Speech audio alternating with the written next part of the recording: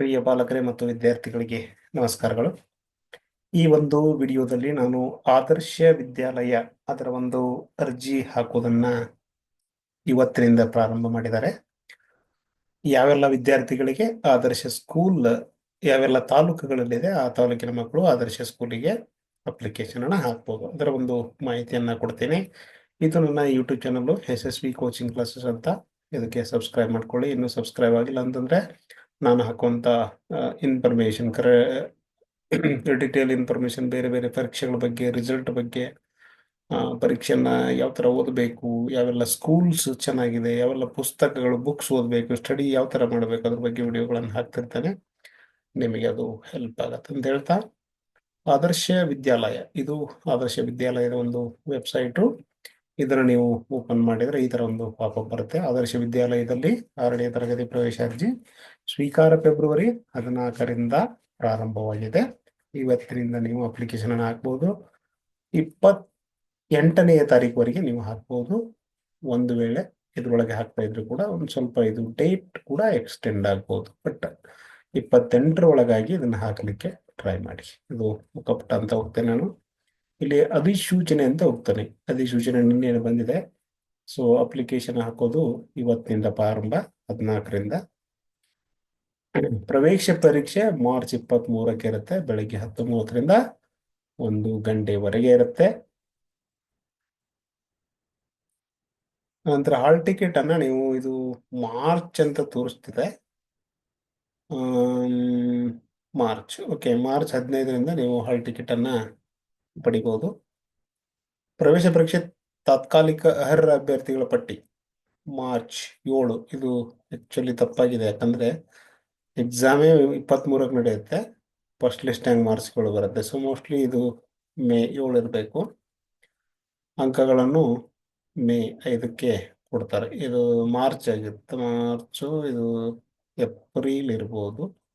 April 5ರಿಂದ ಅಂಕಗಳನ್ನ ಪ್ರಕಟಣೆ ಮಾಡ್ತಾರೆ. ಏಪ್ರಿಲ್ 5ಕ್ಕೆ, ಇದು ಏಪ್ರಿಲ್ 7 ಇರ್ಬೋದು. First list. ಸೊ ಇದು ಅಪ್ಲಿಕೇಶನ್ ಹಾಕುದು 28 ಕೊನೆಯ ದಿನಾಂಕ ಇವತ್ತಿಂದ. ಎಕ್ಸಾಮ್ ಒಂದು 23ಕ್ಕೆ ಇರುತ್ತೆ. ಹಾಲ್ ಟಿಕೆಟ್ 15ರಿಂದ ಸಿಗುತ್ತೆ. ಮೊದಲ ಲಿಸ್ಟ್ ಏಪ್ರಿಲ್ 7, ಅಂಕಗಳು ಏಪ್ರಿಲ್ 5ಕ್ಕೆ ಪ್ರಕಟವಾಗುತ್ತೆ. ಸೊ ಇದರ ಒಂದು ಕಂಪ್ಲೀಟ್ ಡೀಟೇಲ್ಸ್ ಅನ್ನು ನಾನು ಕೊಡ್ತೇನೆ. ಇಲ್ಲಿ ನೀವು ಕ್ಲಿಕ್ ಮಾಡಿದ್ರೆ ಸೂಚನೆಗಳಂತ ಇರುತ್ತೆ. ಸೂಚನೆಗಳಂತ ಓಪನ್ ಮಾಡಿದ್ರೆ ಇಲ್ಲೊಂದು ಪ್ರಾಸ್ಪೆಕ್ಟಸ್ ಬರುತ್ತೆ. ಇದನ್ನು ನೀವು ನೀಟಾಗಿ ನೋಡ್ಕೊಳ್ಬಹುದು, ಏನೇನು ಬೇಕು ಅಂತ. ಭಾವಚಿತ್ರ ಬೇಕು, ಪಾಸ್ಪೋರ್ಟ್ ಸೈಜ್ ಫೋಟೋ, ಮತ್ತು ಇದಕ್ಕೆ ಆರ್ಡಿ ನಂಬರ್, ನಿಮ್ಮ ಜಾತಿ ಆದಾಯ ಪ್ರಮಾಣ ಪತ್ರ ಒಂದು ಬೇಕು. ವಿಶೇಷ ವರ್ಗ ಇದ್ದರೆ ಮಗು, ಇನ್ ಕೇಸ್ ಹ್ಯಾಂಡಿಕ್ಯಾಪ್ಟ್ ಇದ್ರೆ ನಿಮಗೆ ಸಂಬಂಧಪಟ್ಟಂತ ಒಂದು ಡಾಕ್ಯುಮೆಂಟ್ ಬೇಕಾಗತ್ತೆ. ಇದಿಷ್ಟು ಮೇನ್ ಮಾಹಿತಿ. SATS ನಂಬರ್ ಕೂಡ ಬೇಕು. SATS ನಂಬರ್ ಕೊಟ್ಟಾಗ ಇದು ಕಂಪ್ಲೀಟ್ ನಿಮ್ದು ಇನ್ಫಾರ್ಮೇಶನ್ ಸಿಗುತ್ತೆ. ಅಪ್ಲಿಕೇಶನ್ ಯಾವ ಥರ ಹಾಕೋದು ಅಂತಂದ್ರೆ ಇಲ್ಲಿ ತೋರಿಸ್ತೀನಿ ನೋಡ. ಇದು ಕ್ಲಿಕ್ ಮಾಡಿದ್ರೆ ಪರೀಕ್ಷೆಗೆ ಅರ್ಜಿ ಸಲ್ಲಿಸಿ ಅಂತಿರುತ್ತೆ. ಆಮೇಲೆ ಇದನ್ನೆಲ್ಲ ಓದ್ಕೊಂಡು ಇದನ್ನ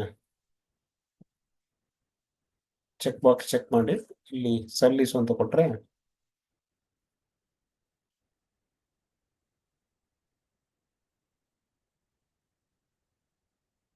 ಈ ತರ ಒಂದು ಸ್ಕ್ರೀನ್ ಬರುತ್ತೆ.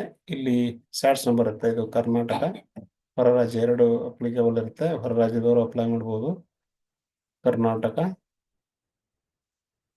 ಇರುತ್ತೆ.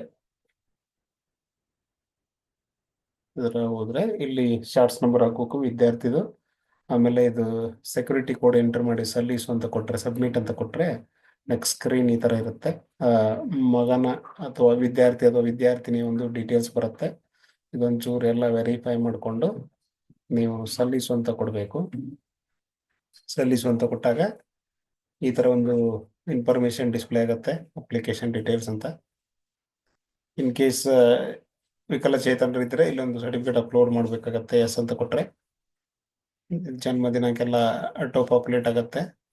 ಇಲ್ಲಿ ಜಾತಿ ಮತ್ತು ಆದಾಯ ಪ್ರಮಾಣ ಪತ್ರಕ್ಕೆ ಸರ್ಟಿಫಿಕೇಟ್ ನಂಬರ್ ಇದೆ, ಆರ್ಡಿ ನಂಬರ್ ಹಾಕ್ಬೇಕಾಗತ್ತೆ. ನೆಕ್ಸ್ಟ್ ಎಲ್ಲ ಡೀಟೇಲ್ಸ್ ಎಂಟರ್ ಮಾಡಬೇಕು. Mobile number, alternate mobile number, ಆಮೇಲೆ ಬೋಧನೆಯ ಮಾಧ್ಯಮ, ನಿಮ್ಮ ಮಗು ಯಾವ ಮಾಧ್ಯಮದಲ್ಲಿ ಕಲಿತಾ ಇರುತ್ತೆ ಅದು ಆಟೋಮೆಟಿಕ್ ಆಗಿ ಬಂದಿರುತ್ತೆ. ಇಲ್ಲಿ ಎಲ್ಲ ಡೀಟೇಲ್ಸ್ ಇರುತ್ತೆ. ವಸತಿ ಪ್ರಮಾಣ ಪತ್ರ ಡೊಮಿಸೈಲ್ ಇದು ಇನ್ ಕೇಸ್ ನೀವು ಬೇರೆ ತಾಲೂಕವರಾಗಿದ್ರೆ, ಫಾರ್ ಎಕ್ಸಾಂಪಲ್ ಇವಾಗ ರಾಮದುರ್ಗ ತಾಲೂಕಲ್ಲಿ ಒಂದು ಆದರ್ಶ ಸ್ಕೂಲ್ ಇದೆ, ಇನ್ನೊಂದು ತಾಲೂಕಲ್ಲಿ ಇಲ್ಲ. ಬಟ್ ನೀವು ರಾಮದುರ್ಗ ತಾಲೂಕರ ಆಗಿದ್ದು ಬೇರೆ ತಾಲೂಕಲ್ಲಿ ಕಲಿತಾ ಇದ್ರೆ ನೀವು ರಾಮದುರ್ಗ ತಾಲೂಕಿಗೆ ಅಪ್ಲೈ ಮಾಡ್ಬೋದು. ರೆಸಿಡೆನ್ಷಿಯಲ್ ಸರ್ಟಿಫಿಕೇಟ್ ಅಥವಾ ವಸತಿ ಪ್ರಮಾಣ ಪತ್ರ ಅಂತೀವಿ ನಾವು, ಡೊಮಿಸೈಲ್ ಸರ್ಟಿಫಿಕೇಟ್, ಅದನ್ನ ಅಪ್ಲೋಡ್ ಮಾಡಿ ನೀವು ಈ ಎಕ್ಸಾಮ್ ಅನ್ನು ಅರ್ಜಿಯನ್ನು ಹಾಕ್ಬೋದು ರಾಮದುರ್ಗ ತಾಲೂಕಿಗೆ. ಪಾಸ್ಪೋರ್ಟ್ ಸೈಜ್ ಫೋಟೋ ಇದನ್ನ ಅಪ್ಲೋಡ್ ಮಾಡೋದು. ಇದು ವ್ಯಾಸಂಗ ಪ್ರಮಾಣ ಪತ್ರ ಅಪ್ಲೋಡ್ ಸರ್ಟಿಫಿಕೇಟ್, ಇದು ಹೊರ ರಾಜ್ಯದವರಿಗೆ ಇರುತ್ತೆ ವ್ಯಾಸಂಗ ಪ್ರಮಾಣ ಪತ್ರ. ಇದೆಲ್ಲ ಮಾಡಿ ಡಿಕ್ಲರೇಷನ್ ಚೆಕ್ ಮಾಡಿ ಪೂರ್ವೇಕ್ಷಣೆ ಅಂತ ಪ್ರಿವ್ಯೂ ಅಂತ ಕೊಡಿ. ಪ್ರಿವ್ಯೂ ಅಂತ ಬಂದಾಗ ಪ್ರಿವ್ಯೂ ಅಂತ ಕೊಟ್ಟು ಸಬ್ಮಿಟ್ ಮಾಡಬೇಕಾಗತ್ತೆ. ಸಬ್ಮಿಟ್ ಮಾಡಿದಾಗ್ತೇನೆ ನೀವು ಪ್ರಿಂಟ್ ಅನ್ನ ತೆಗೆದುಕೊಳ್ಬಹುದು. ಸಬ್ಮಿಟ್ ಮಾಡಿದ ಕೂಡಲೇ ನಿಮ್ಗೆ ಅದನ್ನ ಡೌನ್ಲೋಡ್ ಮಾಡ್ಕೊಳ್ಳಿಕ್ಕೆ ಒಂದು ಅವಕಾಶ ಇರುತ್ತೆ. ಇನ್ ಕೇಸ್ ಸಬ್ಮಿಟ್ ಮಾಡಿದ್ದಾಗೂ ನೀವು ತಗೊಳ್ಳಿಲ್ಲ ಅಂತಂದ್ರೆ ಇಲ್ಲಿ ಒಂದು ಆಪ್ಷನ್ ಇರುತ್ತೆ, ಪರೀಕ್ಷೆಗೆ ಅರ್ಜಿ ಸಲ್ಲಿಸಿ ಅರ್ಜಿ ಸ್ವೀಕೃತಿ ಪಡೆಯಿರಿ. ಇದನ್ನು ಕ್ಲಿಕ್ ಮಾಡಿದ್ರೆ ನಿಮ್ಮೊಂದು SIT ಸ್ಯಾಟ್ಸ್ ನಂಬರ್ ಇಲ್ಲಿ ಎಂಟರ್ ಮಾಡಬೇಕು. ಸ್ಯಾಟ್ಸ್ ನಂಬರ್ ಎಂಟರ್ ಮಾಡಿ ಇದನ್ನ ಸೆಕ್ಯೂರಿಟಿ ಕೋಡ್ ಮಾಡಿ ಸಬ್ಮಿಟ್ ಮಾಡಿದ್ರೆ ನಿಮ್ಮ ಒಂದು ಅಪ್ಲಿಕೇಶನ್ ಓಪನ್ ಆಗುತ್ತೆ. ಅದನ್ನ ನೀವು ಡೌನ್ಲೋಡ್ ಮಾಡ್ಕೊಳ್ಬಹುದು. ಇನ್ ಕೇಸ್ ಏನಾದರೂ ತಪ್ಪುಗಳಾಗಿದ್ರೆ ಅರ್ಜಿಯನ್ನು ಮಾರ್ಪಡಿಸಿ ಇದು ಖುದ್ದಾಗಿ ಸಮೀಪದಲ್ಲಿರುವಂತಹ ಆದರ್ಶ ಸ್ಕೂಲಿಗೆ ಹೋದ್ರೆ ನೀವು ಅರ್ಜಿಯನ್ನ ಏನಾದರೂ ತಪ್ಪು ಮಾಹಿತಿಯಾಗಿದ್ರೆ ಅದರಲ್ಲಿ ಅದನ್ನ ಸರಿ ಮಾಡಬಹುದು. ಇದು ಅಪ್ಲಿಕೇಶನ್ ಅರ್ಜಿಯನ್ನ ಹಾಕುವಂಥದ್ದು. ಇನ್ನು ಆದರ್ಶ ಪರೀಕ್ಷೆಯ ಪ್ಯಾಟರ್ನ್ ಏನಿರುತ್ತೆ, ಕ್ವಶನ್ಸ್ ಯಾವ ತರ ಇರುತ್ತೆ, ನಿಮ್ಮ 5ನೇ ತರಗತಿಯಲ್ಲಿ ಓದುತ್ತಿರುವಂತ ಕನ್ನಡ ಮಾಧ್ಯಮ, ಇಂಗ್ಲಿಷ್ ಮಾಧ್ಯಮರಿಗೆ ಒಂದು ಕಾಮನ್ ಕ್ವಶನ್ ಪೇಪರ್ ಇರುತ್ತೆ. ಕನ್ನಡದಲ್ಲಿ ಮತ್ತು ಇಂಗ್ಲಿಷಲ್ಲಿ ಗ್ರಾಮರ್, ವ್ಯಾಕರಣ ಮಾಹಿತಿ ಇರುವಂತ ಕ್ವಶನ್ಸ್ ಇರುತ್ತೆ. ಯಾಕಂದ್ರೆ ಪಾಠದ ಮೇಲೆ ಪ್ರಶ್ನೆ ಬಂದ್ರೆ ಕನ್ನಡ ಮೀಡಿಯಂದವರಿಗೆ ಮತ್ತು ಇಂಗ್ಲಿಷ್ ಮೀಡಿಯಂದವರಿಗೆ ಫಸ್ಟ್ ಲ್ಯಾಂಗ್ವೇಜ್ ಸೆಕೆಂಡ್ ಲ್ಯಾಂಗ್ವೇಜ್ ಬೇರೆ ಬೇರೆ ಇರುತ್ತೆ. ಅದಕ್ಕೋಸ್ಕರ ಜನರಲ್ ಗ್ರಾಮರು ಮತ್ತೆ ಜನರಲ್ ಎಂದು ವ್ಯಾಕರಣ ಇರುತ್ತೆ ಕನ್ನಡದಲ್ಲಿ. ಇನ್ನು ಗಣಿತ ಇರುತ್ತೆ, ಇಂಗ್ಲಿಷ್ ಇರುತ್ತೆ, ಆಮೇಲೆ ಪರಿಸರ ಇರುತ್ತೆ. ಅದೆಲ್ಲ ಸೆಕ್ಷನ್ ಇಂದ 16 ಕ್ವಶನ್ ಇರುತ್ತೆ. ಕನ್ನಡ 15, ಇಂಗ್ಲಿಷ್ 15, ಮ್ಯಾಥ್ಸ್ 16, ಆಮೇಲೆ ಪರಿಸರ 16. ಒಂದು 5 ಸೆಕ್ಷನ್ ಇರುತ್ತೆ, 80 ಕ್ವಶನ್ಸ್. ಆಮೇಲೆ 10 ಕ್ವಶನ್ಸ್ GK ಮೇಲೆ ಇರುತ್ತೆ, 10 ಕ್ವಶನ್ಸ್ ಮೆಂಟಲ್ ಎಬಿಲಿಟಿ ಇರುತ್ತೆ. ಸೊ ಟೋಟಲ್ 100 ಕ್ವಶನ್ಸ್ ಇರುತ್ತೆ ಈ ಆದರ್ಶ ಪರೀಕ್ಷೆಯಲ್ಲಿ. ಇದು ಒಂಚೂರು ಮುರಾರ್ಜಿಗೆ ಕಂಪೇರ್ ಮಾಡಿದ್ರೆ ಒಂಚೂರು ಟಫ್ ಇರುತ್ತೆ. ಇದರಲ್ಲೇ ಒಂದು ಸ್ವಲ್ಪ ಅಪ್ಲೈಡ್ ಕ್ವಶನ್ಸ್ ಎಲ್ಲ ಬಂದಿರುತ್ತೆ, ಮೆಂಟಲ್ ಎಬಿಲಿಟಿ ಕೂಡ ಇರುತ್ತೆ ಇದರಲ್ಲಿ. ಯಾರಾದರೂ ಮತ್ತೆ ಎಜುಕೇಶನ್ ಅಂತ ಬಂದಾಗ ಇಲ್ಲಿ ಒಂದು ಕ್ವಾಲಿಟಿ ಎಜುಕೇಶನ್ ಸಿಗುತ್ತೆ ಆದರ್ಶ ಶಾಲೆಯಲ್ಲಿ. English medium 3 subject CBSE subjects ಇರುತ್ತೆ ಇದರಲ್ಲಿ. ಸೈನ್ಸ್ ಆಗಿರ್ಬೋದು, ಮ್ಯಾಥ್ಸ್ ಆಗಿರ್ಬೋದು, CBSE ಸಬ್ಜೆಕ್ಟ್ಗಳಿರುತ್ತೆ. ಕನ್ನಡ ಕನ್ನಡ, ಹಿಂದಿ, ಇಂಗ್ಲಿಷ್ ಎಲ್ಲ ಕಾಮನ್ ಇರುತ್ತೆ. ಒಂದು ಉಳಿದ 3 ಸಬ್ಜೆಕ್ಟು CBSE ಸಿಲೆಬಸ್ ಇರುವಂತಹ ಸಬ್ಜೆಕ್ಟ್ ಇರುತ್ತೆ. ಮತ್ತು ಇಲ್ಲಿರುವಂತಹ ಶಿಕ್ಷಕರು ಕೂಡ ಒಂಚೂರು ಕ್ವಾಲಿಫೈಡ್ ಇರ್ತಾರೆ.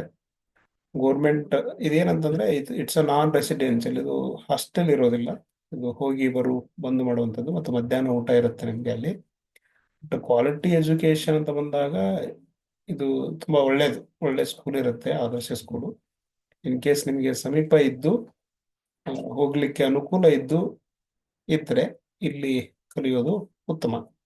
ಒಂದು ಒಳ್ಳೆ ಎಜುಕೇಶನ್ ಅಂತೂ ಸಿಗತ್ತೆ ಆದರ್ಶ ಸ್ಕೂಲಲ್ಲಿ.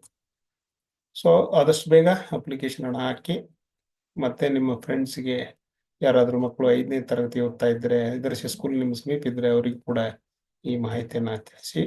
ನಿಮಗೇನಾದರೂ ಡೌಟ್ಸ್ ಇದ್ರೆ ನನ್ನ ಈ ವಿಡಿಯೋ ಕೆಳಗಡೆ ಕಮೆಂಟ್ಸ್ ಮಾಡಿ. ಮತ್ತು ಇದೇನಂತಂದ್ರೆ ಇದು ವೆಬ್ಸೈಟು, ಈ ವೆಬ್ಸೈಟನ್ನು ನಾನು ನನ್ನ ವಿಡಿಯೋಗೆ ಲಿಂಕ್ ಮಾಡ್ತೇನೆ, ಕಮೆಂಟ್ ಮಾಡಿ ಲಿಂಕ್ ಮಾಡ್ತೇನೆ. ಅದನ್ನ ಓಪನ್ ಮಾಡಿದ್ರೆ ನೀವು ಅಪ್ಲಿಕೇಶನ್ ಅನ್ನು ಹಾಕ್ಬೋದು. ಇನ್ನೇನಾದರೂ ನಿಮಗೆ ಡೌಟ್ಸ್ ಇದ್ದು ಮಾಹಿತಿ ಬೇಕಾಗಿದ್ರೆ ಕಮೆಂಟ್ ಮಾಡಿ, ಖಂಡಿತವಾಗಿಯೂ ರಿಪ್ಲೈ ಮಾಡ್ತೇನೆ. Thank you.